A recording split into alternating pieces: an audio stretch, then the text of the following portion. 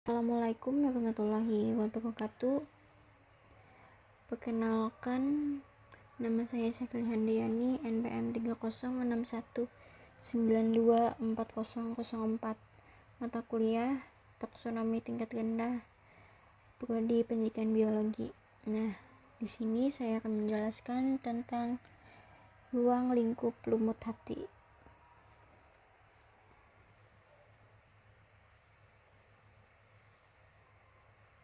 Apa itu lumut hati? Lumut hati atau yang disebut dengan hepatokopita banyak ditemukan menempel di bebatuan, tanah, atau dinding tua yang lembab. Bentuk tubuhnya berupa lembaran mirip bentuk hati dan banyak lekukan. Tubuhnya memiliki struktur yang menyerupai akar, batang, dan daun. Hal ini menyebabkan banyak yang menganggap kelompok lumut hati merupakan kelompok peralihan dari tumbuhan Talopita menuju Cormopita. Lumut hati beranggota lebih dari 6.000 spesies.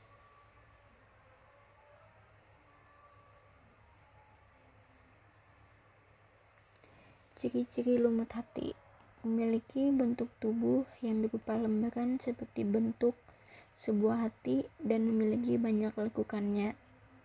Tumbuhan ini banyak memiliki struktur tubuh yang meliputi akar, batang, dan juga daun. Lumut hati memiliki dua cara untuk bereproduksi, yaitu dengan cara aseksual dan seksual. Tumbuhan ini memiliki alat reproduksi yang berbentuk seperti sebuah payung. Dapat melakukan sebuah proses fotosintesis untuk dapat menghasilkan sumber makanannya sendiri atau yang disebut dengan autotrof. Umumnya pada tumbuh dan menempel di bebatuan, tanah, dan juga daun-daun pepohonan.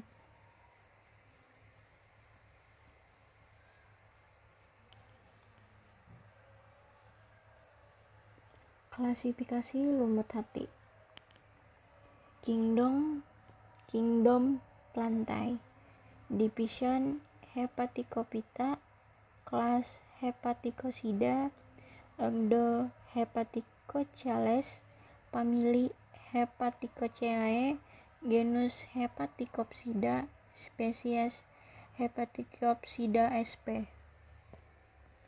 Tumbuhan lumut hati ini memiliki beberapa kali klasifikasi dan kelompoknya, yaitu diantaranya sebagai berikut. 1. Ordo Maxentiales. 2. Ordo Spariocarpales. Yang ketiga, Ordo Germaniales. Yang keempat, Ordo Colubriales.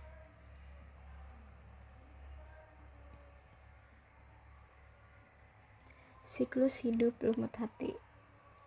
Di dalam proses bertahan hidup, tumbuhan ini dapat hidup dengan cara mendatar, bahkan melekat pada bagian tumbuhan lainnya atau bebatuan yang dibantu oleh rhizoid atau akar. Namun, ada sebagian besar tumbuhan lumut hati ini dapat hidup di tanah yang memiliki tingkat kelembapan yang tinggi, seperti di wilayah hutan dengan curah hujan yang tinggi, yaitu hujan tropis.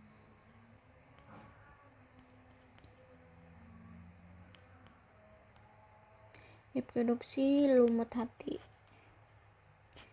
Reproduksi lumut hati dilakukan dua cara, yaitu 1. Reproduksi secara aseksual, yang kedua reproduksi secara seksual. Nah, di sini saya akan menjelaskan terlebih dahulu reproduksi secara aseksual. Reproduksi aseksual yang dilakukan oleh lumut hati dilakukan dengan 6 cara, yaitu 1. Fragmentasi. Tanus lumut hati bercabang-cabang. Bila bagian pangkal dari talus mati, maka cabang-cabangnya menjadi bebas dan berbentuk individu baru. Yang kedua, pembentukan kuncup emma atau gemma. Pada sisi atas lumut hati terdapat badan-badan yang namanya kuncup eram atau gemma. Gemma yang lepas dari tumbuhan induk akan tumbuh menjadi individu baru. Yang ketiga, pembentukan tunas cabang. Jenis lumut hati tertentu dapat membentuk tunas-tunas cabang. Tunas-tunas ini dapat terpisah dari tumbuhan induk oleh jaringan yang mati. Yang keempat, pembentukan umbi atau tuber. Jenis-jenis lumut hati yang terdapat di daerah yang mengalami pergantian musim. Untuk menghadapi kekeringan, lalu tumbuh secara semacam umbi yang terdiri atas cabang-cabang pendek dengan ujung yang membengkak.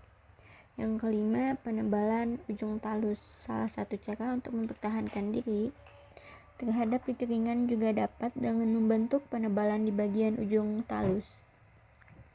Yang keenam, daya regenerasi tiap bagian tubuh.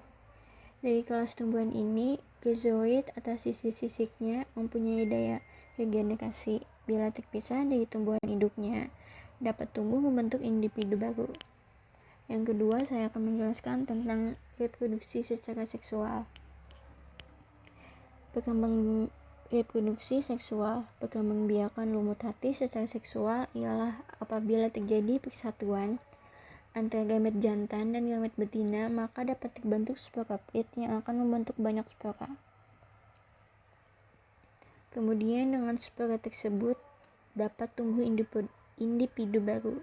Dalam siklus hidup yang normal, reproduksi seksual selalu terjadi pergantian dengan reproduksi aseksual.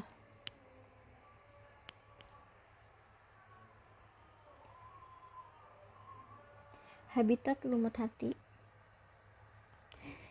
Habitat lumut hati terdapat di tanah yang lembab, terutama di hutan hujan tropis. Ada juga yang hidup di permukaan air.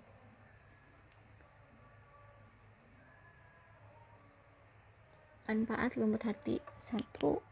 Membantu pertumbuhan tanaman di sekitarnya. 2. Menunjang proses fotosintesis. 3. Bahan antivirus, antimikroba, dan anti serangga. 4. Tindakan pertama saat kena racun ulat. 5. Sebagai obat anti jamur di perabotan. 6. Sebagai obat terapi dan refleksi. 7.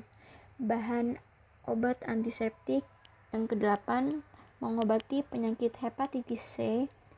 9. Mengobati penyakit jantung. 10. Menumbuhkan rambut. Sekian yang dapat saya sampaikan. Salah hilap mohon dimaafkan. Wassalamualaikum warahmatullahi wabarakatuh.